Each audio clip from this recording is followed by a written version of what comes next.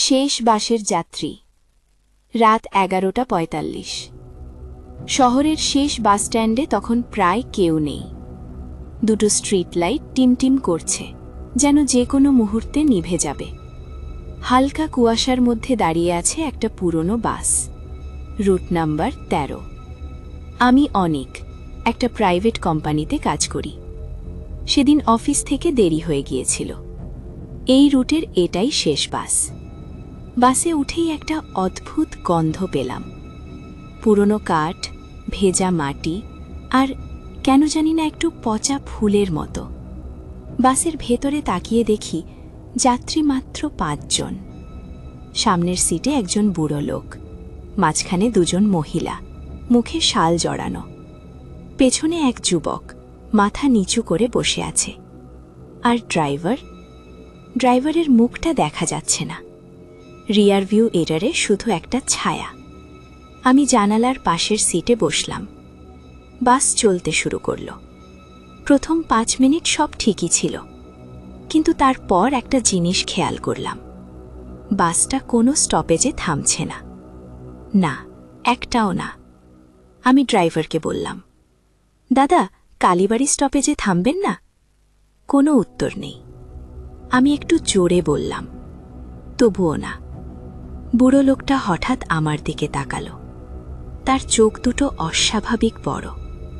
ধীরে বলল, এই বাসে কেউ গন্তব্যে নামে না। আমার গা শিউরে উঠল। মানে? বলতে গিয়ে দেখলাম তার মুখটা স্বাভাবিক নয়।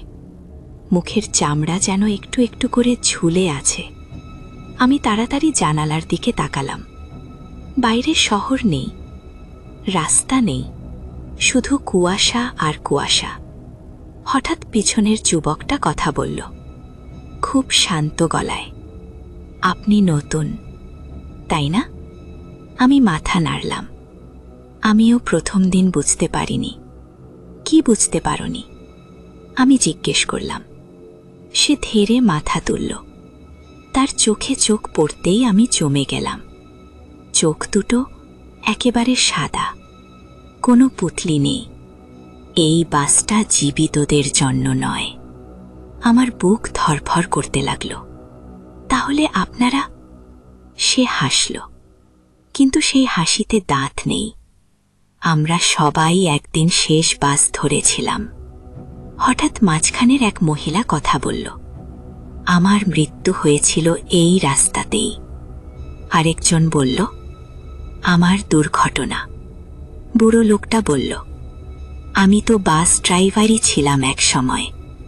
আমি চিৎকার করে উঠলাম, তাহলে ড্রাইভারকে? সবাই একসাথে সামনে তাকালো। আমি তাকালাম। ড্রাইভারের সিটে কেউ নেই। স্টিয়ারিং নিজে নিজে ঘুরছে। বাসের স্পিড হঠাৎ বেড়ে গেল। ঘড়িতে তাকালাম। রাত 12:00। সব আলো নিভে গেল।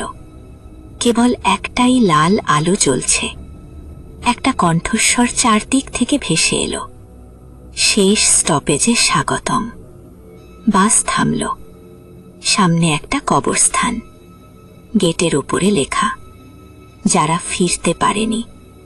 সব যাত্রী একে একে নামতে লাগল। বুড়ো লোকটা নামার সময় বলল, আপনার টিকিট এখনো কাটা হয়নি। আমি চিৎকার করে উঠলাম, আমি বাঁচতে চাই। হঠাৎ বাসের কন্ডাক্টর দেখা দিল। মুখটা নেই, শুধু একটা কালো গহ্বর। সে বলল, যদি বাঁচতে চাও, একটাই উপায়। কি? আমি কাঁপতে কাঁপতে বললাম, নিজের জায়গায় কাউকে বসাও। বাসের দরজা হঠাৎ খুলে গেল। দূরে একটা ছায়া মূর্তি দাঁড়িয়ে। একজন মানুষ, জীবিত। সে হাত নাড়ছে। আমি ছুটে গেলাম। শেষ মুহূর্তে পিছনে তাকিয়ে দেখি সব যাত্রী দাঁড়িয়ে আছে। ড্রাইভারের সিটে এবার আমি নিজেই বসে আছি। আমি চিৎকার করলাম, হোঁচট খেলাম। চোখ খুলে দেখি আমি রাস্তার ধারে পড়ে আছি। চারপাশে লোকজন। একজন বলল, ভাগ্য ভালো, শেষ বাসটা ধরেননি। আমি কাঁপতে কাঁপতে উঠে দাঁড়ালাম, পকেটে হাত দিলাম। একটা পুরনো বাস টিকিট, রুট নাম্বার 13, পেছনে লেখা